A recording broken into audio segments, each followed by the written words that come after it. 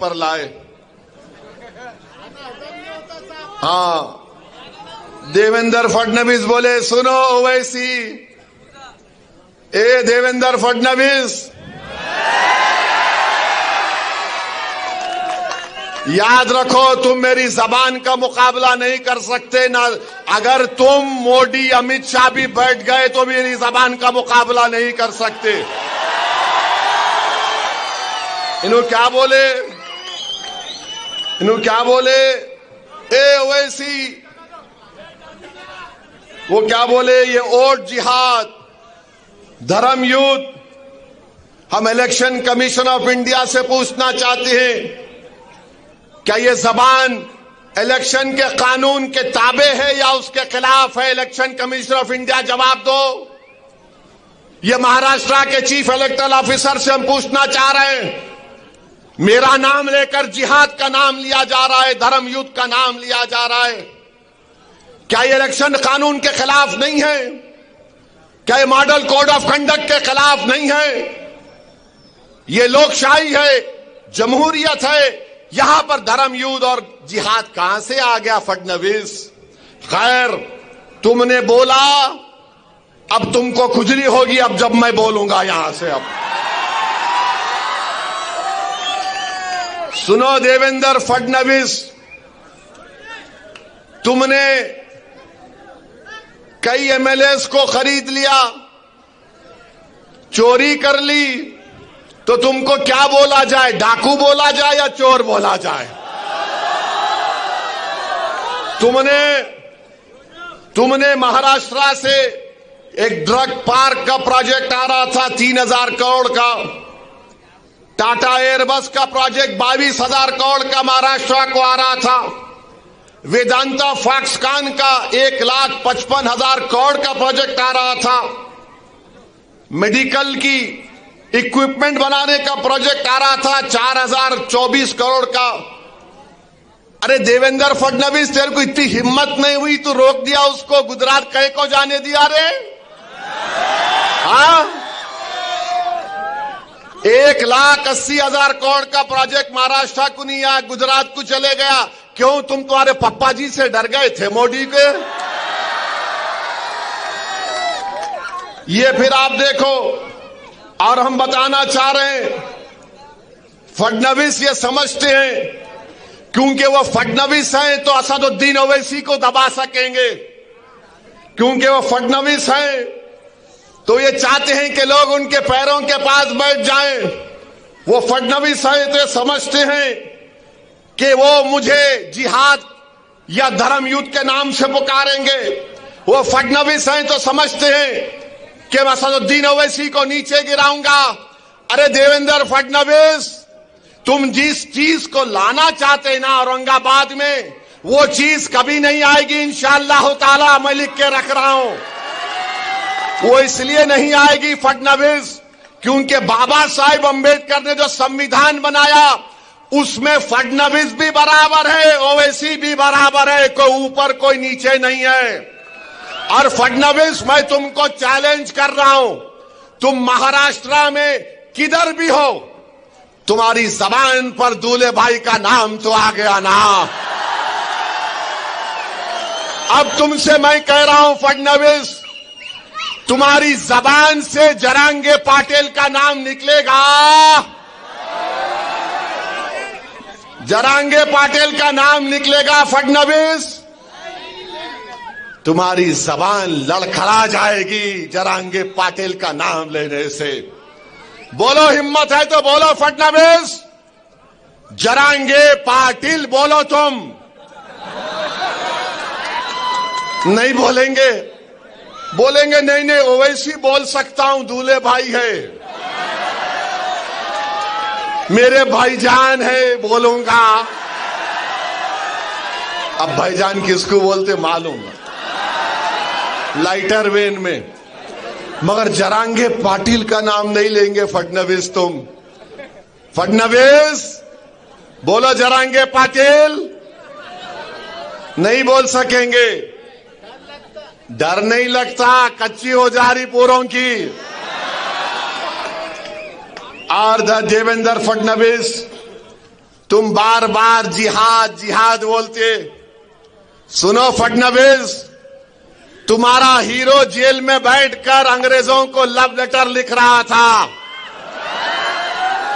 हमारे उलमाए किराम माल्टा की जेल में और जेल के मैदान में मौलाना हुसैन अहमद मदनी, मौलाना महमूद उल हसन अंग्रेजों के सामने झुके नहीं, सीना तान कर खड़े हो गए। सुनो फडणवीस, अल्लामा फजल खैराबादी काला पानी की जेल में थे। अल्लामा फजल खैराबादी ने अंग्रेजों से कोई सौदा नहीं किया। सुनो फडणवीस, 1820 के बाद इस मुल्क की आजादी की लड़ाई में सबसे पहला फतवा किसने दिया? हमारे मदरसों के जिम्मेदारों ने दिया, जिहाद का फतवा दिया।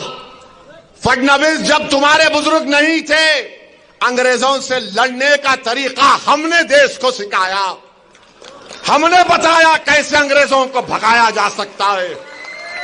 तारीख गवाह है कि दिल्ली की जामा मस्जिद से लेकर वो जो पंजाब का पाकिस्तान का बॉर्डर है मौजूदा, उन झाड़ों और पेड़ों पर हमारे उलमाए किराम की लाशें फकर से लटक रही थी।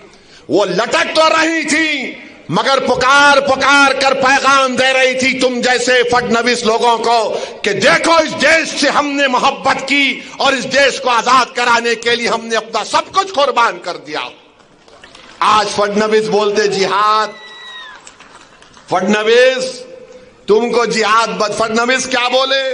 वोट जिहाद। अभी लैंड जिहाद हो गया, लव जिहाद हो गया, एग्जाम जिहाद हो गया। अब फडणवीस, आरएसएस, बीजेपी बोल रही वोट जिहाद।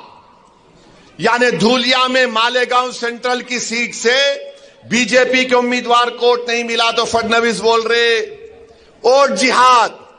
हमको सेंट्रल मालेगांव से वोट नहीं मिले, जहां तुम्हारे को वोट नहीं मिला वहां जिहाद हो गया। जहां तुम्हारे को हार गए वहां जिहाद हो गया। तुम गुजरात में भी एक सीट हार गए, कैसा हारे बोलो? तुम हैदराबाद में मेरे खिलाफ हार गए, कैसा हारे बोलो?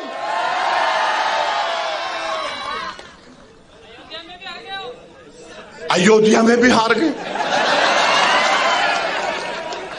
अम्मा, अब नहीं बोलता, इससे आगे मैं।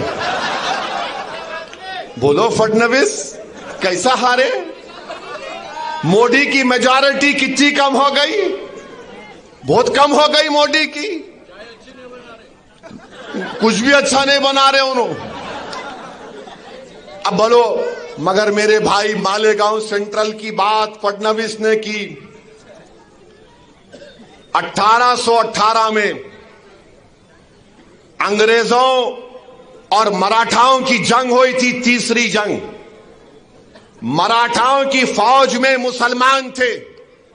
कौन सी तारीख को? 1818। फडणवीस, तुम तारीख में वीक हो, तुम्हारे को नहीं मालूम, तुम हिस्ट्री नहीं जानते।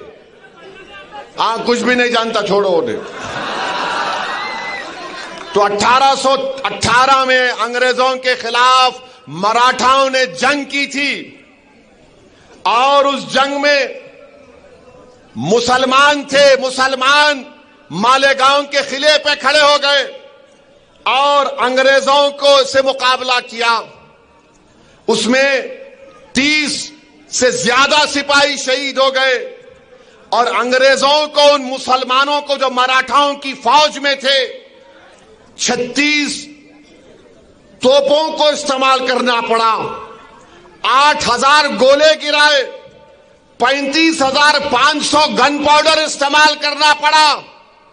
फडणवीस, ये वो मुसलमान जो मराठाओं की फौज में मालेगांव के किले में खड़े हो गए थे और अंग्रेजों को मुकाबला किया। फडणवीस, तुम्हारे पूर्वज नहीं थे, ओवैसी के पूर्वज थे जो अंग्रेजों से जिहाद कर रहे थे। और फिर 1921 में मालेगांव में इनकलाबियों ने खिलाफत नॉन कॉपरेशन मूवमेंट के बाद मालेगांव के किले पे चढ़ गए। अंग्रेजों का झंडा हमने निकाला, फडणवीस तुम्हारा हीरो नहीं निकाला। हमारे बुजुर्गों ने झंडा निकाला, मालेगांव शहर को कब्जा कर लिया और उसके बाद अंग्रेजों ने क्या किया? बोलो फडणवीस, मरने वालों में, शहीदों में तुम्हारा नाम था या ओवैसी के बाप दादा का नाम था? बोलो नाम क्या था? सुनो फडणवीस, शहीदों का नाम जिन्होंने 1921 में अंग्रेजों का झंडा निकालकर हिंदुस्तान के झंडे को लहराया, शहीदों में नाम सुलेमान शाह, इस्माइल अल्लाह